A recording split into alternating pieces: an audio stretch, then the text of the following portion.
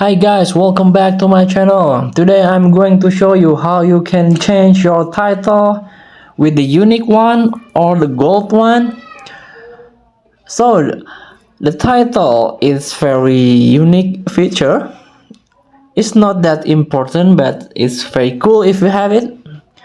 So how you can set your title, how you can change with the unique one. Let's see how your friends or the others title.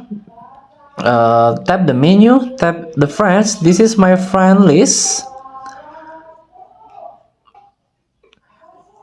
As you can see, this is the title. You can read value patron alliance of pure science. You can change this title by yourself if you already acquired. This is the golden one, this is the bronze, and this is the silver or platinum. Let's get back to main page, to home page. Tap the profile. This is the title that I'm used. You can also change. Let's tap. See, there are four here, four options. For example, I tap the special titles and I want to make a filter by unique one. Tap OK. There's no, it means I'm not have it yet. So I'm tap the event. Maybe I have the unique one in here.